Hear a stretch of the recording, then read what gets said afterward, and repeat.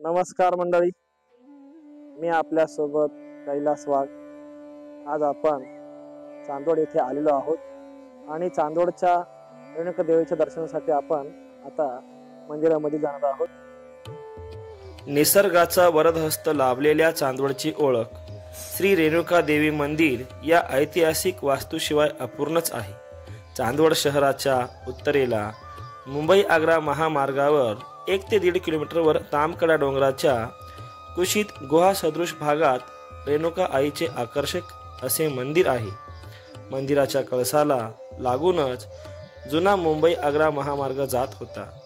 आता मंदिराचा आणि भाविकांचा विचार करूनच नवीन महामार्ग डोंगर खोदून तयार केला आहे। चांदवडकरांच्या अभिमानात भर घालणारी एक गोष्ट ती म्हणजे नवरात्रातील 9 दिवस असणारी देवीची मोठी यात्रा। नवरात्र आणि चैत्र पौर्णिमेच्या दिवशी सुद्धा भाविक धुळे, जळगाव, नाशिक जिल्ह्यासह अन्य जिल्ह्यांमधून सुद्धा मोठ्या संख्येने देवीच्या दर्शनासाठी येत असतात। नवरात्रात 9 दिवस येथे घटस्थापना केली जाते। यात्रेत प्रचंड गर्दी असते।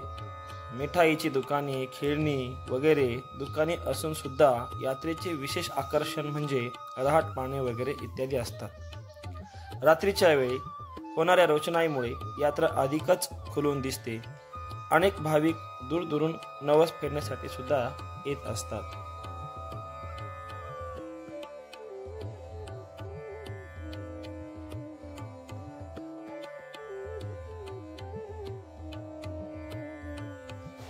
प्रवेशद्वारातून आत आल्यानंतर आपला भव्य अशी दीपमाळ या ठिकाणी बघावयास मिळते।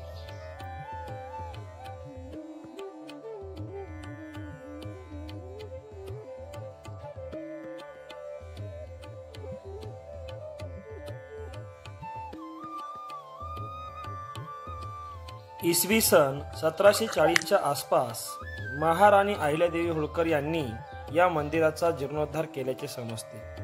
शहराकडून मंदिराकडे जाताना महामार्गालगत एक छोटासा रस्ता लागतो।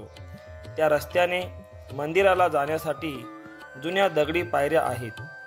त्या पायऱ्या चढून गेल्यावर मंदिराचे भव्य असे दगडी प्रवेशद्वार आहे। महामार्गावरून दिसणारे हे दगडी भव्य प्रवेशद्वार म्हणजेच चांदवडच्या ऐतिहासिक वैभवाची साक्ष आहे। पावसात तर प्रवेशद्वारातून आणि दगडी पायऱ्यावरून खाली खळखळणारे पाणी मन मोहून टाकते।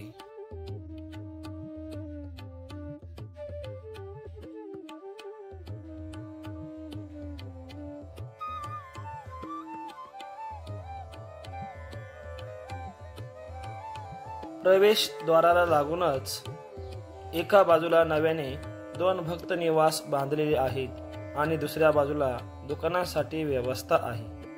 मंदिरात प्रवेश केल्यावर चारही बाजूंनी दगडी बांधकाम केलेल्या धर्मशाळा बांधलेल्या आहेत।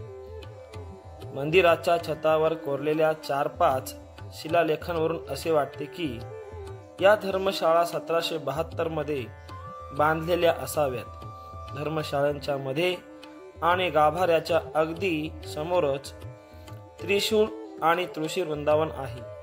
गाभाऱ्याच्या पूर्वेस कडवीत नंदी, महादेवाची पिंड, संगमरवरी छोटी देवी, पादुका मारुती व माय देवीचा भव्य मुखवटा आहे। देवीचा मुख्य गाभारा तामकडा कोरून बनवलेला आहे। पुण्यश्लोक अहिल्यादेवी या सुद्धा रेणुका देवीच्या प्रमुख उपासक होत्या। रेणुका देवीच्या दर्शनासाठी अहिल्यादेवी भुयारी मार्गाने जात असे। आजही रंगमहालातून देवी मंदिरापर्यंत जाण्यासाठी भुयारी मार्ग असल्याचे सांगितले जाते, परंतु सुरक्षेच्या दृष्टीने हे आता बंद केलेले आहे।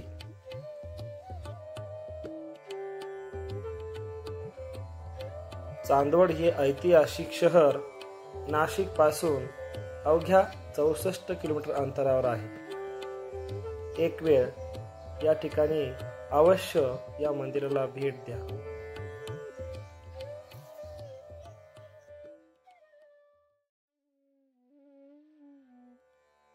तर मित्रांनो, कसा वाटला तुम्हाला हा व्हिडिओ आवडल्यास लाईक करा, शेअर करा व सबस्क्राईब करा.